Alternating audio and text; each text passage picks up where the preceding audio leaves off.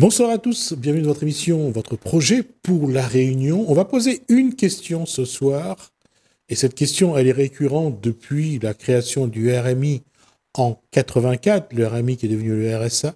Faut-il supprimer le RSA pour ramener au travail une partie des personnes qui sont sans emploi? Parce que cette question a été posée à plusieurs reprises. Je répondrai à cette question dans un instant avec Georges Hariman. Bonsoir. Mais avant, Georges Hariman, on va parler de cette AG que vous avez en métropole début du mois de juin. C'est quoi? Oui, comme vous savez, notre association est fédérée à un mouvement national de chômeurs précaires qui regroupe environ 50 associations à travers la France. Oui. Et chaque année, il y a une assemblée générale. Donc, nous, on participe chaque année à une délégation qui est financée par la fédération. D'accord. Là, c'est l'AG. Vous avez parlé de quoi, généralement? L'AG, et on va parler de tous les sujets qui sont actuellement faits. Il y a le plein emploi, il y a des mesures qui vont être mises en place en mois de juin, bientôt. On va clarifier là-dessus, travailler là-dessus. Comme par exemple, là, à la fin du mois, par exemple, à La Réunion, on mettra en place la commission sanction remobilisation. Ça concerne les RSA qui doivent faire 15 heures par semaine ou 20 heures par semaine dans le truc. Mais aujourd'hui, personne n'est informé, n'est au courant de cette mesure-là. Et ça va appliquer au mois de juin. Et on ne sait même pas si la commission est créée, mais on sait que le mois de juin, pour le monde au chômage, tout ça va changer. Donc, c'est pour ça qu'on va se renseigner avant de dire des bêtises, se renseigner, avoir toutes les raisons, mais là où il faut, pas avec des porte-parole à la Réunion. On va au centre où se passe la décision. Alors, la question est récurrente depuis. Est-ce que le RMI, puis le RSA, le RMI devenu le RSA, est-ce que ça a rendu les gens moins actifs? Est-ce que les gens se disent, me réveiller le matin, prendre le bus, me réveiller à 5 heures du matin, prendre le bus à 6 heures, me taper 2 heures d'embouteillage pour arriver à 8 heures au boulot, rentrer chez moi le soir à 18 heures après 2 heures d'embouteillage, est-ce que 5 fois par semaine, pour le SMIC, est-ce que ça vaut la peine, ou plutôt rester chez soi pour gagner 500 à 900 euros de RMI puis devenu RSA? Est-ce que ça, c'est beaucoup plus rentable? Je crois qu'il faut sortir de l'idéologie populiste qu'on a actuellement. Non. Je dis que là, on fait passer vraiment tous ceux qui sont au RSA, par exemple, sont des paresseux. Si on entend bien la discussion... Je n'ai pas dit... Non, tu ne dis pas, mais c'est entendu actuellement. C'est le gouvernement, à chaque fois qu'il dit des paroles, il lance ce mot-là, c'est des bonariens, des fainéants. Est-ce que 150 000 individus dans un pays, comme la Réunion, 150 000 individus ne veulent pas de travail? Non, il y a une chose aussi. Je veux montrer le côté vicieux de l'affaire. J'allais dire que lorsque vous avez 3 enfants, vous avez des allocations familiales, vous avez donc avec le revenu de transfert, que ce soit le RMI, enfin avant c'est le RMI, maintenant le RSA, vous faites le compte à l'arrivée, il est plus rentable, et je le dis de manière honnête et sincère, il est plus rentable de ne pas travailler, de rester à la maison, parce qu'à côté, vous avez le RSA plus les allocations familiales, et en plus, vous pouvez bien claquer. Oui, ça, personne ne peut ignorer. Moi, je peux dire que ça existe. Et qui c'est qui l'a créé? Est-ce que c'est la faute de l'individu? Parce que si on avait contrôle, si on avait contrôle, je parle pas de toi, Jimmy, je parle un peu du système qui l'a créé. Oui, je suis d'accord, mais je ne veux pas qu'on parle du système. Je veux qu'on se mette à la place... c'est normal. Je veux qu'on se mette à la place des personnes qui sont bénéficiaires du RSA, qui se disent avoir le RSA, avoir les allocations familiales, pouvoir bec la clé, c'est bien plus rentable que d'aller travailler, d'avoir un butin de salaire, d'avoir tous les embêtements, les embouteillages, la santé, on voit la famille que le week-end. Je veux dire, humainement parlant, si on fait la comparaison, il vaut mieux être au chômage, avoir le RSA, avoir les allocations familiales, pouvoir bec la clé et pouvoir vivre un peu, plutôt que d'avoir un SMIC, les galères qui vont avec, et tous les problèmes que cela amène. C'est pour ça que je dis que, humainement parlant, si on fait la comparaison, Bah, il vaut mieux être au RSA. Tu dis, humainement parlant, Ouais.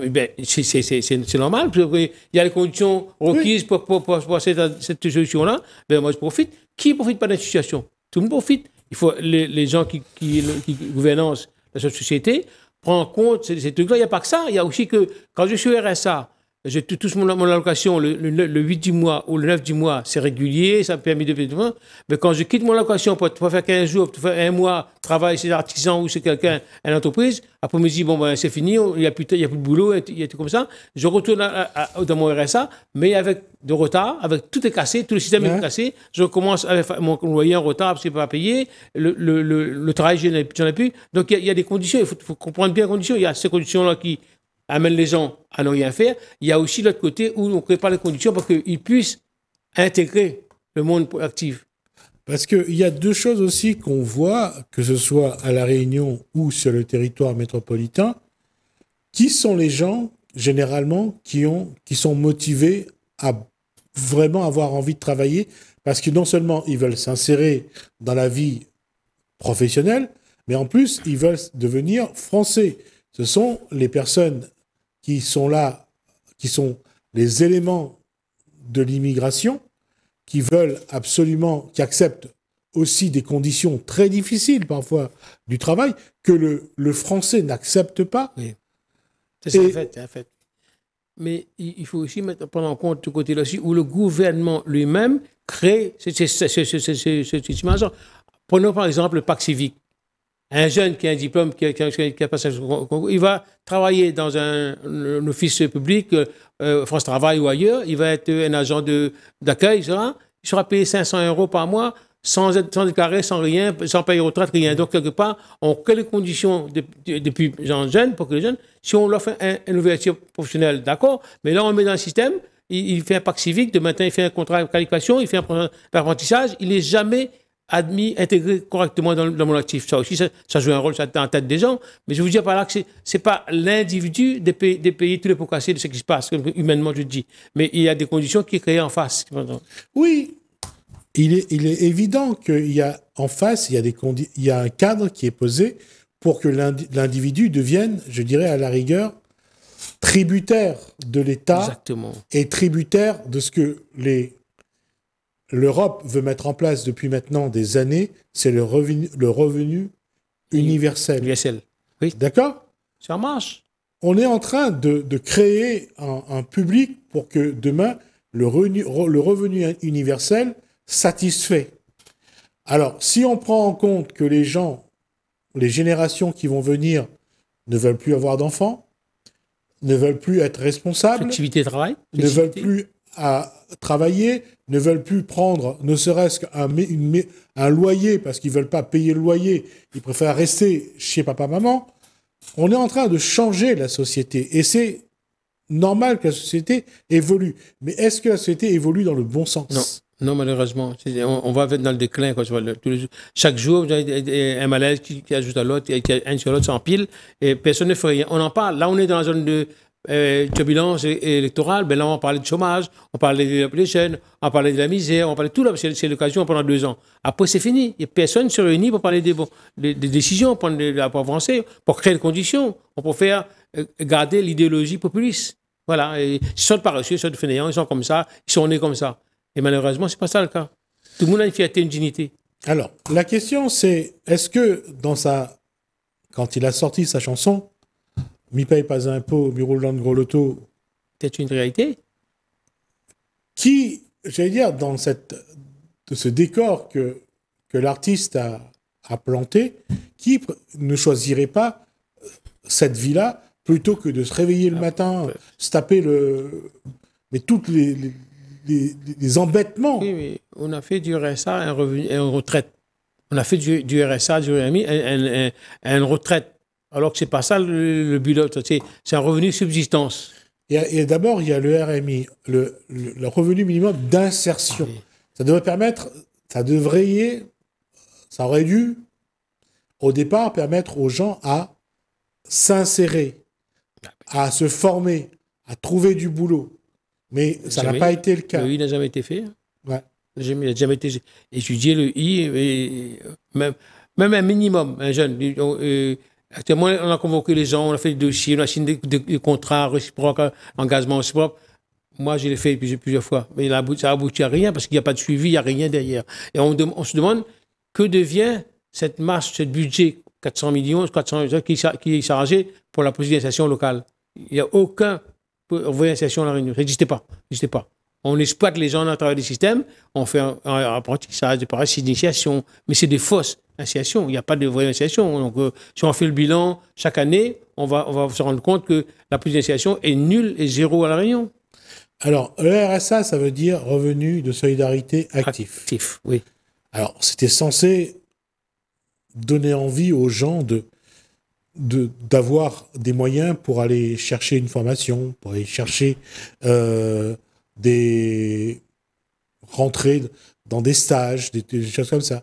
Là aussi, actif, le A de RSA n'a pas été non plus au diapason. On n'a pas pris le problème à cœur, on a fait semblant de bénir un peu, de gommer un peu la politisation. On n'a pas pris ça en vrai problème numéro 1 à La Réunion. C'est un problème, La Réunion, ça commence à s'aggraver et les gens, comment ils vivent? Ils font, comme tu dis, des logiques du survie, logique. Ils vendent des trucs qu'ils veulent, ils fabriquent, ils travaillent un peu au noir. Ils vivent bien, ils vivent mieux que quelqu'un qui travaille. Et c'est normal que celui qui travaille, il n'est pas content, il est fâché parce qu'il paye des impôts. Et ça ne cesse pas d'augmenter ses impôts. Donc il est normal que. Moi, je pense qu'il est temps de mettre tout autour d'une table, de ne pas faire une politique plein emploi comme le gouvernement l'a fait actuellement, en n'en pas associant tous les acteurs concernés. Le plein emploi qui prône actuellement, c'est fusiller les chômeurs. Il faut les fusiller parce que c'est des gens emmerdeurs, c'est des gens encombrants, c'est notre terre. Alors que pour moi, un plein emploi, les commerçants, les agriculteurs, les chômeurs elles-mêmes, l'État, les meilleurs doivent se mettre à table pour toutes les solutions pour La Réunion. Qu'est-ce qu'on peut pour La Réunion? Non pas politique politicienne. Qu'est-ce qu'on peut voir demain matin pour l'avenir, les jeunes? Ça n'a jamais été fait. Ça n'a jamais été fait. Il n'y a pas un seul endroit à La Réunion où les gens concernés qui veut parler de ça, parce que là, beaucoup de monde l'accuse. Ah ouais, c'est encore fainéant, facile à dire quand on est plus faible.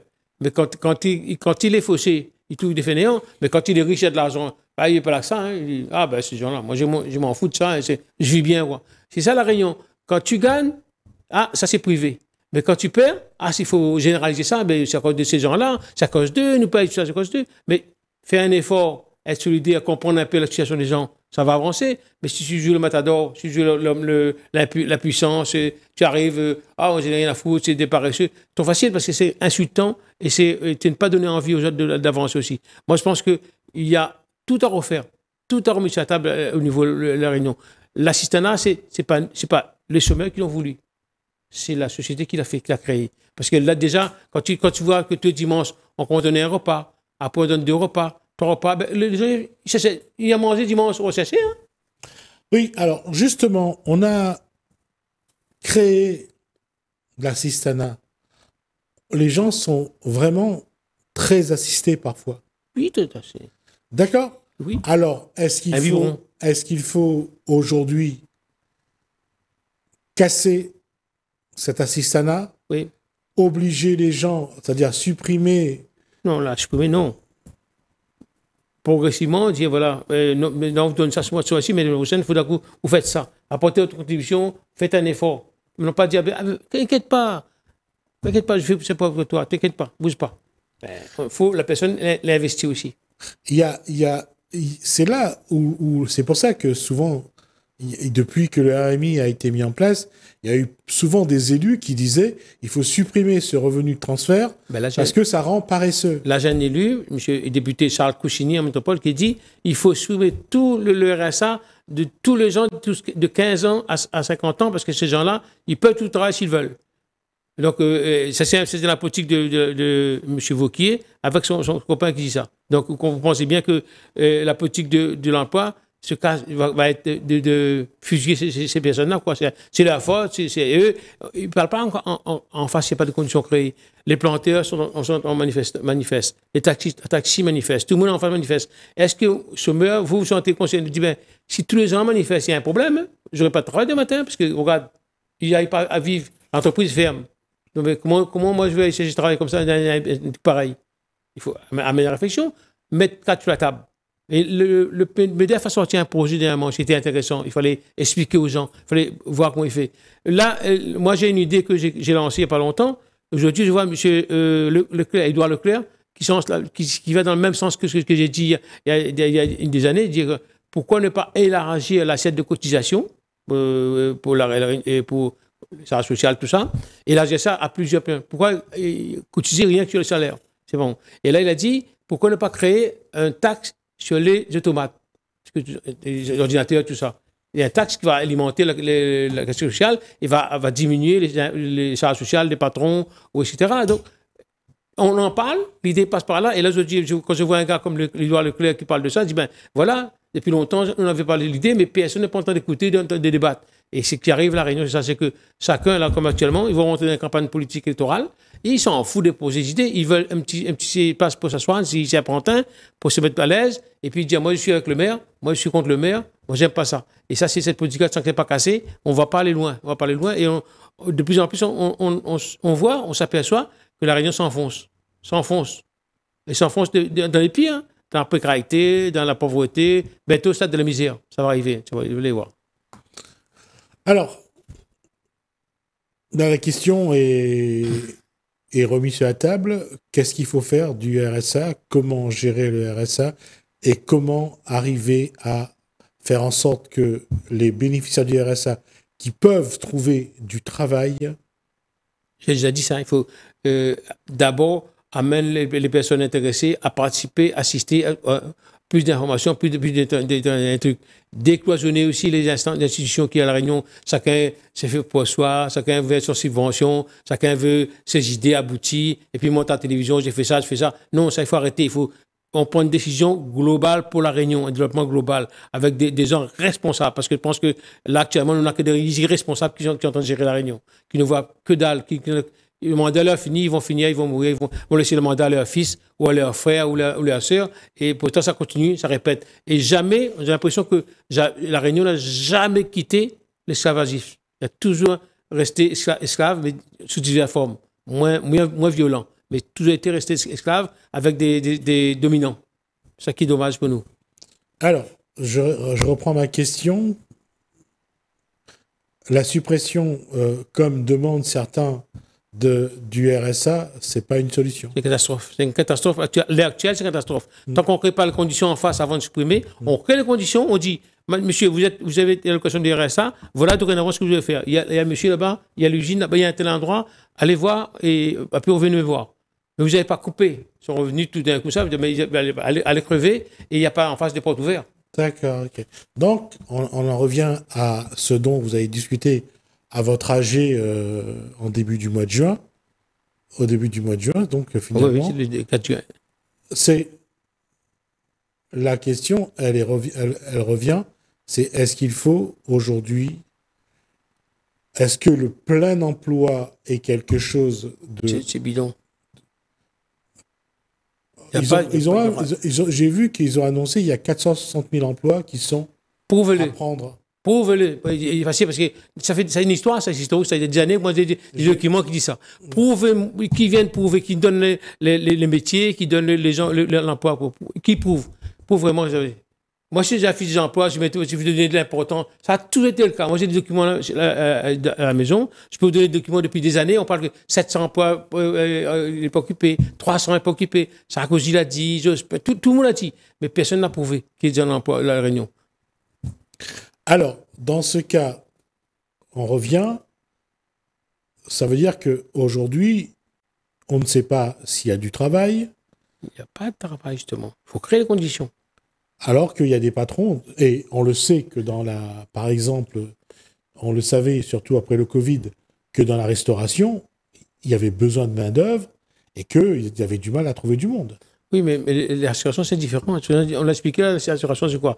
Le Covid a permis de mettre en évidence certaines conditions de travail dans la restauration. Les gens partaient le matin de bonne heure, rentraient midi à peine, ils rentraient le soir, il y a 22 heures, ils ne voyaient pas leurs enfants grandir, ni aller à l'école, ni rien. Bon, ils donnent le couvert, grâce au Covid, là, le confinement, le couvert que la vie, ces personnes étaient consacrées à leur entreprise, c'était tout pour l'entreprise. que penser qu'à travailler pour nourrir les autres. Mais là, ils ont découvert que le confinement, il y a d'autres... ils n'ont pas vu. Ils ont pas vu vécu avec leur enfant, comment ils ont grandi, comment ils évolué. C'est la maman qui a vu ça, mais pas le papa. Donc maintenant, ils demandent une reconversion. Ils disent, ben, moi, je ne vais plus faire ça, je vais faire autre chose pour que je reste disponible, au moins, pour voir mes enfants. Et ça, il faut l'expliquer les gens. Comme un jeune aujourd'hui, un jeune ne veut plus faire un CDI. Il ne veut plus signer un CDI, il veut signer un CDD. Le gouvernement a transformé le CDI en contrat de durée incertain. Le CDD, il a changé ça en CDO, contrat de durée occasionnelle. Ben, un jeune maintenant, il peut faire avoir la flexibilité d'emploi. Il fait 1 mois, 2 mois ici, 3 mois, il va en vacances, il revient, il a son GSM. Il s'inspire comme longtemps le vrai employé. Il travaillait pour sa famille, pour nourrir, pour demain, pour construire, pour acheter. Maintenant, les jeunes ne croient plus à l'avenir, ne croient plus du tout. Ils vivent au jour le jour. Et ça il faut que nous enregistre ça bien dans notre coco, là. Alors, on fera le point au retour de votre AG. On verra un petit peu quelles sont les pistes qui ont été définies par la fédération. Voir si aujourd'hui, le travail a encore une valeur dans la construction de notre société. C'est sûr, c'est sûr. Ça, c'est une bonne question. D'accord. Merci, Georges Harriman.